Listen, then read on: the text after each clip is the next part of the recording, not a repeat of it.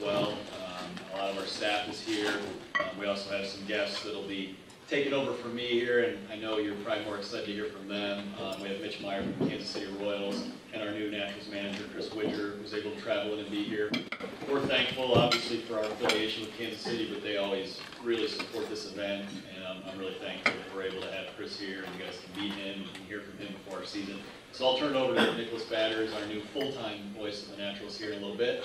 I'm excited to have him on our staff, and he'll kind of lead that portion of the program, a little Q&A. You know, all I can really say is thank you. Last year was challenging, I know, for everybody, but it was challenging just to get to that point. So it was a fun year, it was a rewarding year, not just because we won, getting to see fans back in the ballpark. It exceeded our expectations of where the year could be. It was great just knowing all the things going on around us, to be able to hopefully let everybody have an outlet to come out and have fun with their family and friends. And we look forward to doing that again in 2022. Our opening day is April 12th, and we hope to see as many of you as possible that day or throughout our season. If we can ever help at all, please just come see us, call us, email us. That's what we're here for, to try and help you in your endeavors, but also provide a fun outlet. We're looking to get out and have some fun during the spring and summer. So thank you again. I'm always happy to be here and appreciate being included in this event. It's a highlight for us because it's really the first domino as we head towards the season coming back. So it's really exciting. So at this time, again, I'll turn it over to Nicholas Batters. I'll welcome you guys to come up here to the head table. He'll give a little more formal intro, and we can do a Q&A. So if anybody has questions for Chris Widger, Mitch Meyer, Nicholas will take care of you. So thank you again. Great to be here. So first, I want to thank you all so much for having myself, everyone with the Naturals. A little bit about myself first. This is going to be my second season with the Naturals. I was hired back in April of last year. I started full-time with the club last week. I've been broadcasting baseball since 2018. I graduated from Arizona State University. Originally, I'm from California. Graduated from Arizona State in May of 2020. I started my professional baseball career at the Independent Pacific Association. I then went on to the Appalachian League. From October of 2019 until this past April, I was in Australia broadcasting baseball in the Australian Baseball League with the Melbourne Aces. And then I came back over here and joined the Naturals this past season. And I'm really looking forward to being here in Northwest Arkansas with the Naturals for a long time to come. So I'll start off by introducing Mitch Meyer. He's the Royals, as of last week, Director of Player Development and the organization's field coordinator. Spent the previous 2 seasons as the Royals Director of Baseball Operations. Before that, 2 years as the first base coach for the Kansas City Royals in 2018 and 2019. Originally a first-round draft pick by the Kansas City Royals in 2003 out of the University of Toledo. He made his major league debut in 2006 and played professionally for 12 seasons, including 6 in the majors, all with the Kansas City Royals. And then Chris Widger, our manager this season, entering his 8th year in the Royals organization. Originally joined the organization back in 2015. So I guess I'll start off with a question for each of you, and then open it up to the floor for questions. Start off, Mitch. Take us through what was the organization's perspective on the Naturals 2021 season. The fascinating thing for me is that there were so many promotions, especially in the middle part of the season. Even the first half of the Naturals was completely different than the second half. But what was the organization's perspective on the Naturals 2021 season? Can everyone hear me okay? Can you guys hear me okay? Okay. So obviously, you look back coming off of the year 2020, and first it's great to be here. I did this virtually last year, so no more being back in person is great. But like I said, coming off of 2020 with the uncertainty of a lost season, we did everything we could to develop our players through that time, through that fall, with the opportunities that were presented. But there was a lot of uncertainty, obviously, going into that season. We were cautious with, pitcher pitch counts and guys, their workloads coming off the year where they just didn't get an opportunity to play and develop as we would like. So with that uncertainty, we knew we had a lot of talent, not only on that team, but really throughout the system. The most talent we've had in the system for a long time, and since I've been, in transition over to the coaching side, really looking back towards Mike Moustakis and Eric Hosmer type teams that you guys saw, that when we were this deep in the system. So we knew we had that, like I said, going into it with uncertainty. We knew we had a talented group, but I think it really speaks volumes to what we were able to do as an organization to develop those guys, not lose an entire season, to continue to develop guys, prepare guys, and make adjustments for individuals to succeed here in 2021, help them pursue their dreams and goals of helping the Kansas City Royals win the championship, and then really the next group of guys as well, guys that were drafted that had played with Chris in 2019, fresh out of college or high school, but had played a short season only, being able to go to Quad Cities and High A, not miss speed development, and then transition even to Double A and help him out, or help Scott Thorman out here, was big. I said a lot of speaks to what our scouting department's done, the development individuals, hitting department, pitching, Paul Gibson, Alex Zumwalt, that are leading those two departments to really, like I said, take advantage of what we were given, which wasn't what we wanted in 20, and really make the most of it and continue these guys' paths. And like I said, I think it speaks volumes to the way the players went about it. Guys were extremely resourceful in 2020 to make sure that they continued to develop and get what they needed to kind of, bring them into a 2021 season to where we had a lot of transitions, but we were able to win here with the next line coming in, stepping up, and then obviously with Chris's team in High A being able to do the same thing with that transition. So really proud of them. Like I said, really happy to continue the development process, have fans back, we played minor league baseball. And like I said, Scott Thorman did a great job leading this team. Chris, I'd love to know a little bit about the River Bandits team last year. You mentioned 77 wins, one of the best teams in minor league baseball. Who were some of your standout players? Who might we be looking forward to seeing the Nationals this year? Well, you saw some of them here. Parrish was with us, and Andrew Zerpa, and Pasquantino, and Jimmy Govern, and later in the year, I think there was 2 or 3 more that came up here. So we're so deep in our minor league system right now to where I think we used 45 players in my level last year, and yet we still went on to have the best record. And so that's just a testament to what was coming up from low A, what was coming up from rookie ball, what I could send up to Double A. What was it, in 2019, the last year we played, we had 5 teams in the championship. So my team was the only team to lose in the championship that year, but Bullard won a championship at low A that year. We had another short season, and so you're going to see probably a few of the guys that were here last year that will be back here again, but the core group of, I would guess, this is a question for Mitch, but we'll get a lot of the guys that I had that won last year. And the nice thing is, these guys now expect to win. So no matter what level they go now, no matter where they go, and I think Mustakas and them were the same way. They won in the minor leagues. They got to the big leagues, and as a group, they expected to win. So it's all part of their development, not just the individual stuff, but being a team. And they're going to come in next year, whether it be here or whether the guys that go to Omaha, they're going to expect to win a championship, or at least to be in contention to win a championship. And I think that's a testament to what our scouting department's done, and it starts with Dayton and JJ and Mitch, and we just have good players. I could go on and on. I have a whole list of questions, but I'll go ahead and open it up to the floor if anyone has questions for Mitch or Chris. Or I can ask some more. Mitch, I'd be curious to know, I mean, you talked about it, and Chris mentioned it, but the Royals, in the last 3 seasons, 4 years, have a really fantastic tradition of winning the minor league level. Scott Thorman has won each of his last 3 seasons. Chris took the Burlington Royals to the Appalachian League Championship. Idaho Falls in 2019, the Naturals last year. But there's been winning year after year in the system. How does that help the big league club? What kind of impact does that make for the Royals as an organization? I think as Chris just alluded to, these guys, they expect to win. They learn how to win. But they're when they do the things right on the field and prepare the right way, and in transition, they see how that transitions. They play for each other. They play selfless, and that expectation carries over. When these guys move up, they play for each other with that expectation to win by doing a lot of the little things right. So that's something that's ingrained in these guys, as was, like I said, the former group when we last won in 2015.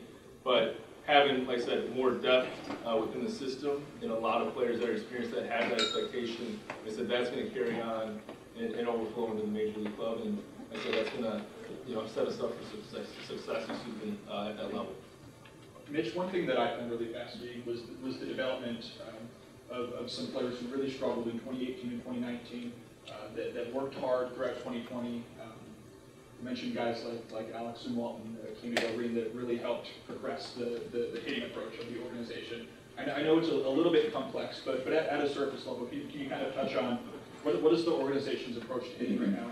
How the Royals been able to take guys that really struggled and produce great results just a couple years later? Yeah, so since Alex took over that department, you have Drew Saylor and we have Keone Duran, now Nick Jackson will be the assistant coordinator. But they really took the players and helped them understand themselves, understand their strengths and weaknesses, understand balls that they're successful swinging at, and ones that they're not. And really taking that and, I want to say, simplifying it, because it is essentially simplifying it to where swinging good pitches that you can hit hard and have success doing. And that's really, they simplified that process. They taught the players about knowing themselves and understanding who they are, and their strengths and weaknesses. And it really, like I said, it really helped transition. And then it's the players as well, having buy-in, persevering, and not. So this game's going to beat you up, as a lot of you know. But those guys continue to believe in themselves, knock it down, put the work in that it took them to turn around, and had a great years last year. How do you think you describe yourself as a manager? How might your players describe you? I don't know. I hope in a decent way, but I think I get along with my players okay. I think I'm a player's manager. I still see the game through a player's eyes. I mean, I've been done for 16 years, but I still remember how hard it was and how hard it is to get to the ballpark every day. So I think I'm probably a little bit more laid back than most managers. Kind of do my own thing at certain times, but I still see the game through a player's eyes, which sometimes probably Mitch and the other guys probably don't like it as much sometimes, but that's just who I am. Mitch, what was your transition like going from being a player with the Royals to a coach, a member of the coaching staff, and now a member of the front office? What's that transition been like for you? So, had to learn each step of the way. When I transitioned into coaching, very, like Widger said, you get a player's perspective, you lean on that a lot. And some of the reflections I had on what I took from coaches that I learned from and enjoyed, like I wanted to, represent those and be a combination of those individuals when I impacted the players and talked to the players. So that was kind of my focus. I had Rusty Coons who really helped mentor me into that transition. It was 2015 was my first year not playing. And then just continuing to grow. I took over and was the outfield coordinator, outfield baseman, and bunting coordinator in 2017 before taking over at first base for Rusty. But just being open and willing to grow with the way the game's evolved, grow within the position, not utilize what I learned from my playing career, but also learn from others that had played longer, or those that maybe didn't, and I just could pick something up from that might help me. And then when the opportunity came to transition to the front office, I knew that there was a lot of stuff I knew from playing and coaching that I was going to get exposed to that I didn't know it all on this side of the game. You knew stuff was going on maybe behind the scenes, but you didn't really get a good look into it until I transitioned there. So again, a lot of first, a lot of learning experiences. JJ Piccolo, Alex Zumwalt have really helped me along the way, learn a lot of those things. And I'm still going to continue to learn and transition in this role with some of the transition we've had in the front office and whatnot. So it's been a great process. Like I said, I'm excited for this new opportunity and to help develop our players and ultimately win the Kansas City World Series championship there. Hey, Mitch, I got a chance last year to visit with several players with the Nationals, and several of them talked about the work they did in the COVID year, right. and the how validating is it to see the result that you saw this past year in I guess fruits of their labor, and especially for a front office person. Yeah, no, like I said, it's the players putting in the work. Some were able to come to that alternate site type setting, to where it was very individualized, one-on-one type setting. A lot of others, it was more from afar, trying to develop them, the Zoom calls and just the video being shared back and forth. Our coach staff really did a great job of extending and connecting with those players. The players, whether they're at the alternate site or they were at home, having to figure ways out at a local cage or just in their own backyards. But it was like I said, it was implementing the new hitting system, but then also that individualized work that we were able to really put into those players because of the situation that we were in. And like I said, we didn't know at the time how things were going to go. We just knew that we weren't going to lose out on development because of the situation that we were in, and that was kind of the goal. And like I said, the players did a heck of a job making the most of it. And you sort of said it a little bit, but how much credit do the players get for? Because Thor told me last year, he talked about the chemistry that he had here, and that was part of them being able to win. Was it the same? You feel like The players get all the credit. You don't win with bad players. I mean, you really don't. A coach can take and mess up a team of good players, and if you don't have a good locker room or whatever, you mess that up. But you're not going to win unless you have talent, and we have talent. That's the reason we won. I mean, you're trying to keep it together, and you're trying to mold it and make sure they play the game the right way as opposed to just playing for themselves, and to try to keep the team atmosphere in the clubhouse. And that's your biggest goal as a manager, because we have good players, and that's why we've won the last few years. Mitch, one player that we haven't brought up yet, I want to touch on Bobby Witt Jr. briefly. He was with the Nationals for a little over half of the season last year. I find it almost hard to put in words how special. I mean, he probably has the potential to be. Can you talk a little bit about what the organization saw from Bobby last year, and really what makes him such a special player? Yeah, I mean, it's the talent. One is second to none that I've ever seen or been around. There have been around some really talented individuals in this game, as Chris has as well. But then just the makeup and the work is kind of the separator for Bobby, and we're really excited. He was one of the players we talked about at the alternate site. The work he's continued to do. Has a baseball background from growing up in the game. He's going to be a special impact type player for us. I'm glad you guys got a chance to see him. He performed, came off a year that wasn't ideal for anyone, as I've kind of mentioned with everyone. But he really let his talent shine, and he does things so naturally that he doesn't even realize how good he can be. Like there's so many little facets. He wants to be great at all. He wants to be great at all of them. Be a dynamic type player, and it's going to be fun to watch for the coming years with him, and continue to develop in Kansas City. What is the overall health of minor league baseball? I know they kind of a lot of teams last year. Is that stabilized for now, or do you anticipate more changes?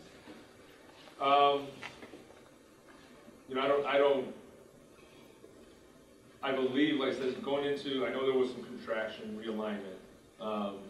We obviously lost the 20 season. The overall, state of it, and I don't know if I'm, this would probably be more for Justin to even answer a little bit. But like I said, I think us playing last year, having a season last year, obviously going to have a season this year, getting things back on track, working through some of what those dynamics were as the new agreements and some of the other stuff we're continuing to work through. But I think things are, like I said, looking good. Justin, I don't know if you have other comments. Yeah, there were 160 teams that did go down to 120. That was obviously, I don't have a voice in that. That was done at the commissioner and owner level for everything. But we are on a 10-year agreement through the Major League Professional Development System affiliated with Kansas City. So last year was year one. So, 9 more years. Could something change? It could, but I think we're all pretty optimistic that under this new system that there should be pretty good stability. And I can only speak for Northwest Arkansas, but they've done a lot of facility audits and requested improvements, X, Y, and Z. And I know our facility remains at the top of the pile of not only fan amenities, but from the players' standpoint as well. So never want to be complacent. You always want to keep keep it at that top level. But I know locally here, I can't speak 9 years from now, but I know our facility's in great shape. We have obviously a fantastic affiliate and relationship with Kansas City. So, time will tell, but I think the game, especially having played last year in the minor leagues, and then as Mitch mentioned, the ongoing things in the major leagues don't directly impact the Naturals. They indirectly could, but we will play April 12th as our opener. Our road opener is April 8th. So as much as you can kind of feel, very good about things, we feel very good about it and think that 2022 will be another. Guys, I guess this is for Mitch. Can you give us maybe one pitcher and one position player that they might see here that you might be able to talk about? It's I know it's yeah. I mean, I don't want to necessarily project on guys. We have not made any roster decisions. There will probably there'll be guys that were on that Quad Cities teams here, undoubtedly. There's gonna be a pretty talented group. There's gonna be guys that are most likely to be back here, whether it's due to injury or not. That you got just a little look at last year. I don't want to talk about names just because we're not there yet as far as what our rosters are necessarily going to look like.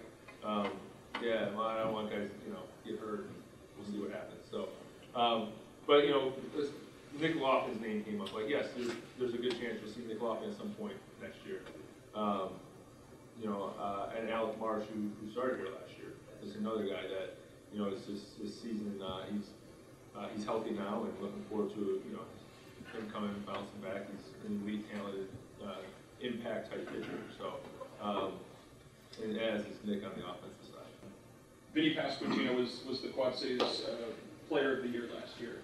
The team's pitcher of the year is Anthony Venignano, who seemed like was one of your impact pitchers. Maybe tell us a little bit about him, because I'd imagine he might be something that we see at some point this year. Venignano?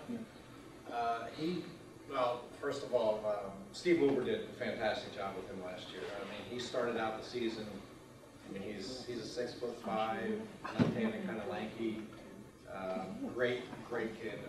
Really good person, but it kind of was all over the place. Would walk a guy and go walking around the mound, and he'd start talking to himself and have full conversations, and he's talking, because he knows about it, so I'm not speaking out of turn. And then he went from a guy who was hit and miss, is he going to get through the second inning and what, to by far our best pitcher at the end of the year, best starter. Steve Uber worked with him and got his head straight. You're talking about a guy that throws 95 to 97, left-handed, really good slider, also has a good changeup. He's a three-pitch pitcher, and he got his head together by the end of the year. Really was staying focused and wanted the ball, wanted to be out there, and became a guy who I had to take out simply because the organization, they got to those certain numbers of certain innings to where they hadn't pitched the year before, where it was time to be careful with a big prospect. So we're expecting a lot more of that out of him this year. If he takes one more step forward, there's no telling how good he's going to be. Take away from me, there's a lot to be excited about this year's Nationals team. Yeah, you didn't even talk about Michael Massey, who won a Gold Glove, which is one minor leaguer at each position gets that Gold Glove, and he was our second baseman, who, by the way, hit 22 home runs, drove in 80-some, had 40 doubles. Pretty good player coming out there. So there's some talented people coming out. Awesome. Thank you so much.